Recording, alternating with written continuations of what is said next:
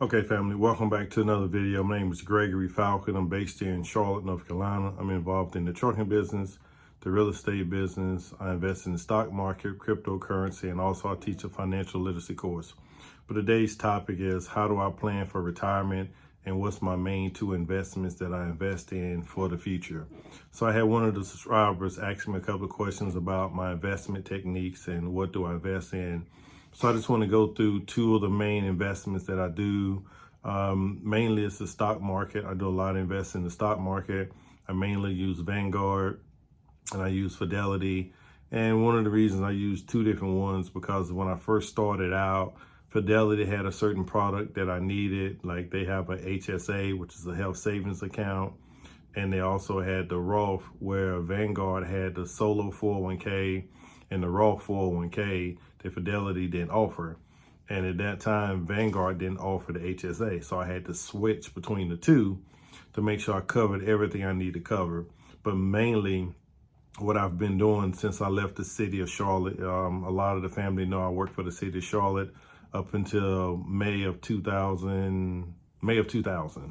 Is when I ended up leaving the city. So I've been completely self-employed now for 23 years. So it's been a hell of a journey and a great ride. But when I left the city, I took the money that I had invested in the 401k and I rolled it over into Vanguard S&P 500, which tracks the top 500 companies in the United States and invest in the companies like that. So that's what I first did, move my money into there. But once you become self-employed, now you have to save for your own future. You don't have a pension. You don't have a retirement. You're not going to get a monthly check. If you pay your taxes and paying everything, you will draw Social Security at a certain time. But it all's going to be based on how much money you earn. But today I wanted to talk more about investing and how do I invest in the stock market and when do I invest in the stock market. And some people do a lump sum investment. Some people do a dollar cost average investment. Myself, I do a lump sum investing. I invest once a year. At the beginning of the year, I kind of max out all of my accounts. I do what they call the solo 401k, which you have the employee and employer contribution. And right now, all these numbers are going to be based on 2023 numbers. So right now, by being self-employed, by me owning a dump truck company, I have employees. So I can't have my solo 401k in my dump truck company name. I have to have it in my real estate company name. A lot of the family know I'm a licensed realtor. I've been in the real estate business for 30 years, but I invest most of my retirement through my real estate company because I don't have any employees. And by having a solo 401k, I can invest a large sum of money into my retirement account and I can put it in a Roth account and it can grow tax-free. So what I mainly do every year right now, you can do $22,500 into your 401k account. And right now I'm 52 years old, so I can do the catch-up contribution, which is another $7,500, which I now can contribute $30,000 a year into my account. And that's on the employee side. Then when you're working for yourself, you got the employer side, which you can contribute a total of $73,500, which is $66,000. Again, I'm over 50, so I'm 52. So I can do the catch up, which is another $7,500, which gets me to the total of $73,500. It's the max I can contribute to my 401k every year. And of course, it's based on my income. I have to earn that amount of money to invest that amount of money. But one of the reasons I choose Vanguard, because at that time, they're one of the only few companies that had the Roth 401k for me to invest in. Plus, like I say, when I left the city, I rolled my money into there 23 years ago, and it's been growing tax-free ever since. So now I just keep contributing every year to have the account grow. One thing about Vanguard, the expense ratio is what they charge to manage the money. So the expense ratio is like 0.03%. So let's give an example. If you had $10,000 to put in the Vanguard, they will only charge you $30 a year to manage it. Fidelity, since I'm a premier discount customer with Fidelity because of the sum amount that I keep in my Fidelity account, their expense ratio is 0.01%. So now for every $10,000 I put in Fidelity, it's only $1 a year for them to manage. So you really can't beat the expenses of what they charge to manage money for me and everything. So again, like I said, I have my Roth, my basic Roth, and I have my HSA with Fidelity, because at that time Vanguard didn't offer it. So, and like I say, once you become self-employed, you have to start saving for your own retirement. You have to start paying your own health insurance. It's a lot that goes into play when you start working for yourself. So investing in the stock market, a lot of people think it's risky, but for me, it's a very safe bet for me, because I'm betting on America and making sure America is going to be successful. So you look at the last 90-year history of the stock market, it's done between 7 and 10%. You know, it fluctuates up and down, but you only lose money if you sell when the market goes down, which I'm not retirement age, so I'm not selling. I'm still buying, I'm still investing. Everybody knows 2022 was a rough year.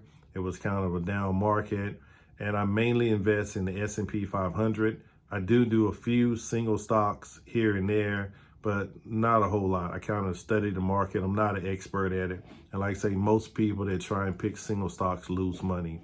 But there are a few companies that I do look at on a regular basis outside of the S&P 500. All these companies are in the S&P 500, but also I invest in them outside of my typical retirement account and my savings. A couple of the companies are Apple, Microsoft, Amazon, Google, Tesla, and Meta.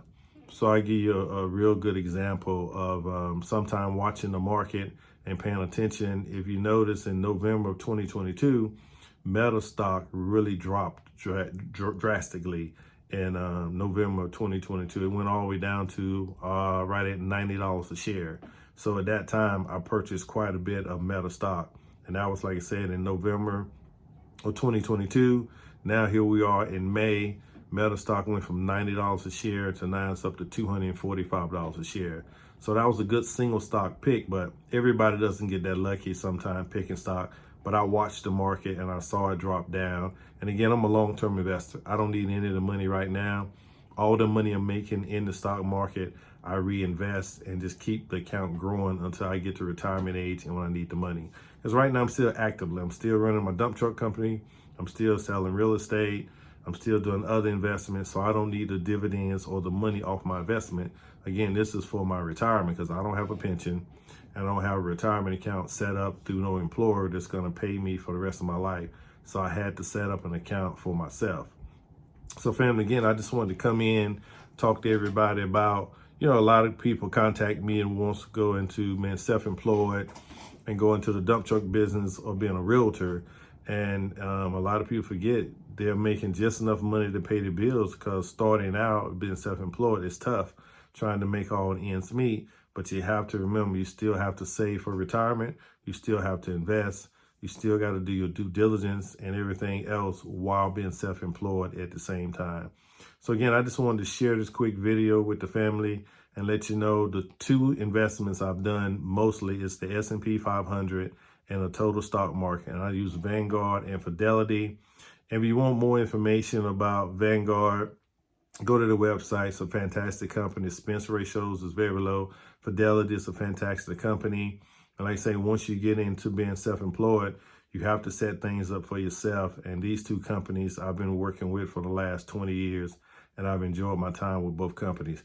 So if you have any questions or any concerns or anything you'd like to ask me about the solo 401k, the Roth, the HSA, which is the health savings account, the deductibles you need to qualify for the HSA, the regular Roth, the deductibles, the contribution amount, and how I contribute to them every year. Leave me some comments below. And family, I appreciate everybody watching. And please like and subscribe to the videos. I'm trying to get more out, making more time for the family, do more consulting work and coaching. Thank you and have a great day.